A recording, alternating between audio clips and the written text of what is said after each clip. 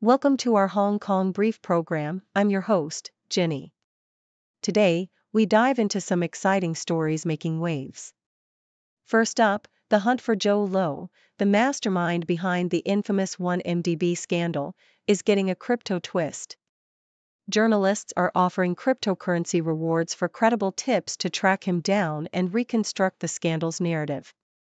This innovative approach could finally shed light on the mystery surrounding his whereabouts and the funds involved.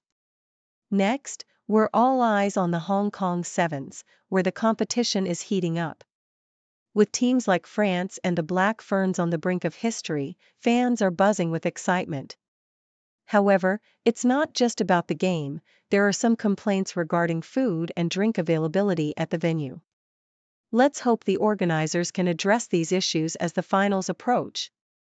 Lastly, despite recent dips in tech stocks, Chinese investors are staying optimistic, especially with the rise of AI firms like DeepSeek. Standard Chartered CEO reports that high-net-worth individuals are still keen on tech investments, which could shape the future of the market. It's a fascinating time for investors as they navigate these trends. Please stay tuned for more detailed coverage. South China Morning Post highlights the relentless pursuit of Jho Low, the elusive financier at the center of the monumental 1MDB scandal, by journalists Tom Wright and Bradley Hope.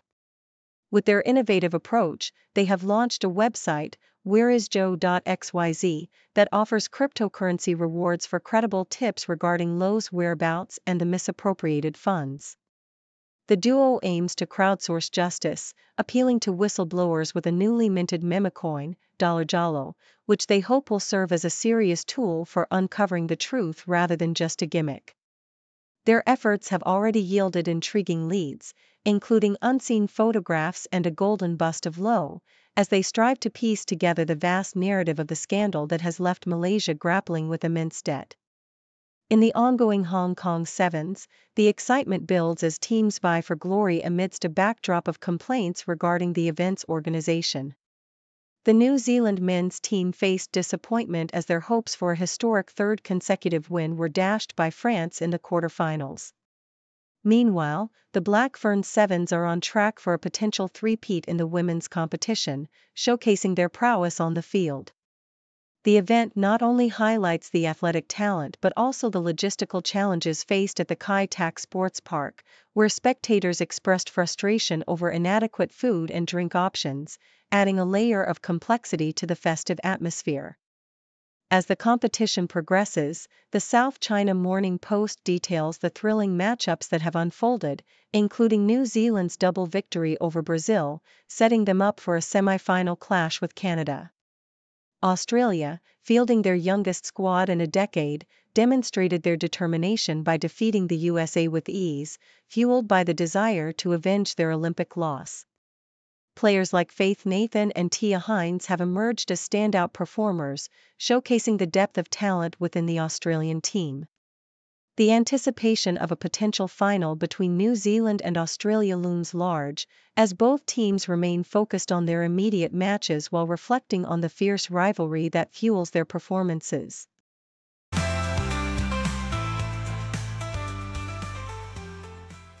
South China Morning Post. This year's Hong Kong Sevens holds a special significance for New Zealand's Jasmine Felix Hotham, not only because she is playing at the newly constructed Kai Tak Stadium but also due to the opportunity to reunite with her father, Nigel Hotham, who moved to Hong Kong last summer to coach the USRC Tigers.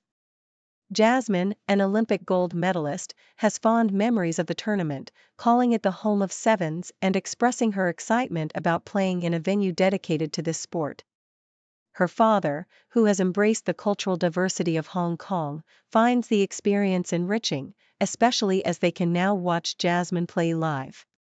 The family has settled into their new life in Kennedy Town, enjoying the local community and the vibrant atmosphere of the city, with hopes for the New Zealand teams to achieve a double victory at the tournament. South China Morning Post. In the realm of technology investment, Judy Su, a senior executive at Standard Chartered, assures that recent corrections in tech stocks will not deter wealthy Chinese investors. Despite fluctuations in market valuations, there is a strong belief in the long-term potential of tech firms, particularly following the emergence of Chinese AI company DeepSeek. This firm has ignited a surge in tech stock prices as it competes with global leaders like ChatGPT. Su highlights that the AI boom in China is just beginning, and investor confidence remains high, with expectations for continued growth in tech sectors. Standard Chartered is positioning itself to meet the increasing demand for wealth management services among affluent Chinese clients, planning substantial investments to enhance its offerings and expand its team to manage the anticipated influx of new capital. South China Morning Post: The recent hike in public hospital fees in Hong Kong has sparked renewed discussions about the sustainability of the healthcare system, which heavily relies on a tax-funded model deemed increasingly untenable. With healthcare costs rising and an aging population, experts argue that merely increasing fees will not solve the underlying financial challenges.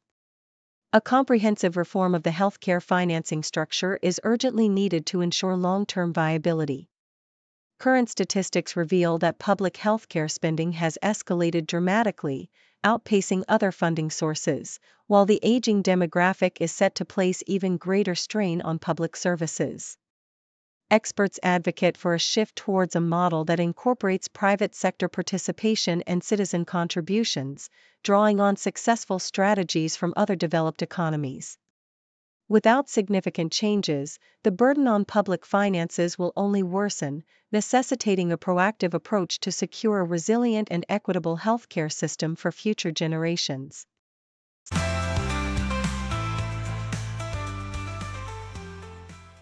South China Morning Post reports on the remarkable achievements of Australian rugby star Madison Levi, who has become a trailblazer for women in the sport. At just 22, she shattered the record for Australia's highest career try scorer, surpassing her idol Charlotte Caslick's record of 186 tries. Levi's gratitude for the opportunities provided by events like the Cathay HSBC Hong Kong Sevens is palpable as she acknowledges the women who paved the way for her success. Her dedication to inspiring the next generation is evident through her community outreach in Cape Town, where she motivates young girls to aspire to play for their country, transforming their dreams from mere survival to achieving greatness in sports. South China Morning Post also highlights the growing interest among family offices in establishing a presence in Hong Kong, with around 150 new offices expressing interest, drawn by the city's innovation, technology advancements, and vibrant art market. InvestHK's Director General Alpha Lau revealed that many wealthy families are shifting their focus towards sustainable and green investments, as well as emerging market assets like art. The annual Wealth for Good in Hong Kong summit brought together influential figures from around the globe, showcasing the city's appeal as a hub for investment and cultural engagement. Despite geopolitical tensions, the allure of Hong Kong's lifestyle and investment opportunities continues to attract families seeking to diversify their assets. South China Morning Post delves into the evolving political persona of Sara Duterte Carpio as she hints at a potential presidential run in 2028. During a recent event in Hong Kong, she presented a softer, more relatable image, reflecting on her complex relationship with her father, former President Rodrigo Duterte.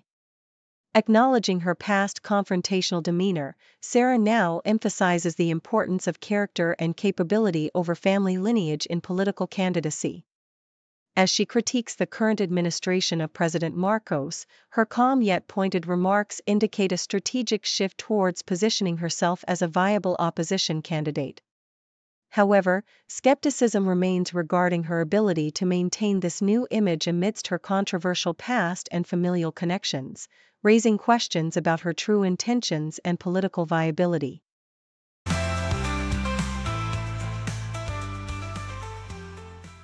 South China Morning Post. Beth Trustrom's journey from being overweight to becoming a distance runner is nothing short of inspiring. At 41, after struggling with her weight for years, she took a leap during the COVID-19 pandemic, seeking help from personal trainer Ally Van de Paul. Weighing nearly 100 kilograms, she was tired, in pain, and felt self-conscious about her body.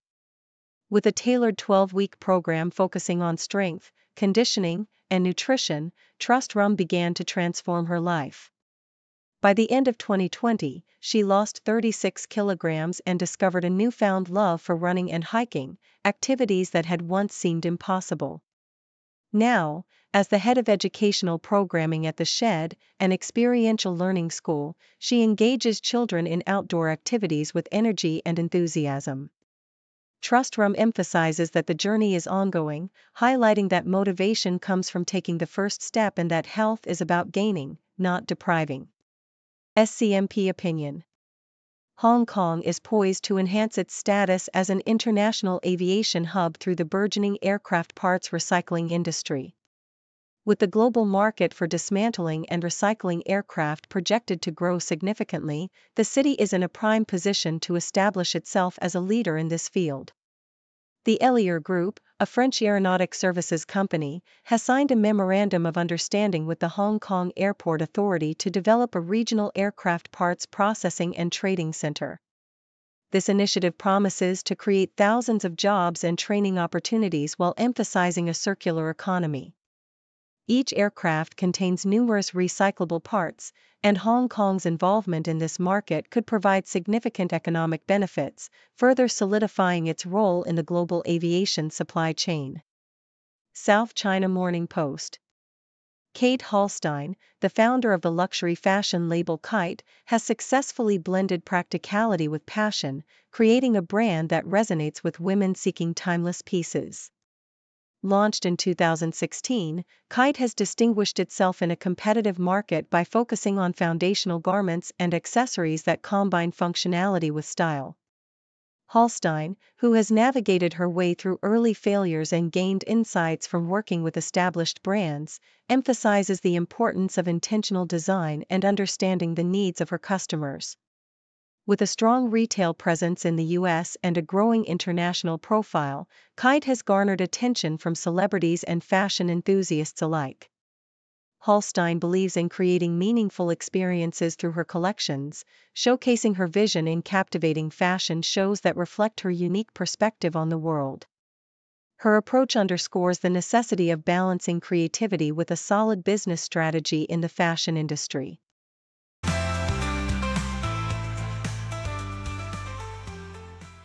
South China Morning Post reports on Greg Rubin, the millionaire husband of Alina Habba, a lawyer for Donald Trump, who is embroiled in a legal battle with Manhattan jeweler Alurez.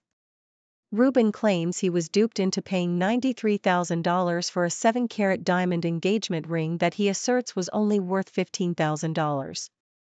The lawsuit, filed in 2021, seeks not only the return of the purchase price but also legal fees and $500,000 in damages. Rubin, a Harvard Business School alum and founder of Centapark, a parking management company, married Habba in 2020. The couple, who each have children from previous relationships, maintain a low profile on social media, occasionally sharing glimpses of their life together, such as Habba's playful post about a unique gift from Rubin.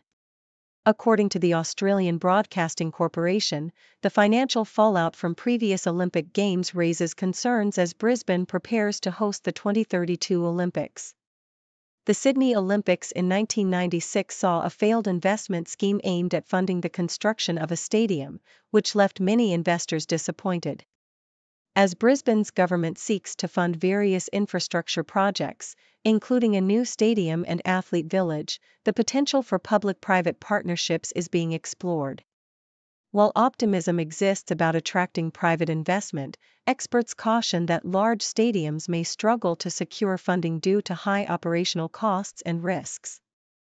The complexities of such partnerships highlight the delicate balance between public interest and private profit in sports infrastructure financing. The Globe and Mail highlights a political controversy involving Liberal candidate Paul Chang, who suggested that a conservative politician, Zhou Low, should be turned over to the Chinese consulate to collect a bounty on him. Tay, a vocal critic of the Chinese government's actions in Hong Kong, faces a 1 million Hong Kong dollars bounty for his activism. Chang's comments, which he later apologized for, have drawn condemnation from conservatives and human rights advocates, who argue they undermine Canada's commitment to defending civil liberties. The situation underscores the challenges faced by Canadian politicians navigating the delicate relationship with China, especially in light of the ongoing repression in Hong Kong and the implications for Canadian citizens advocating for democracy and human rights.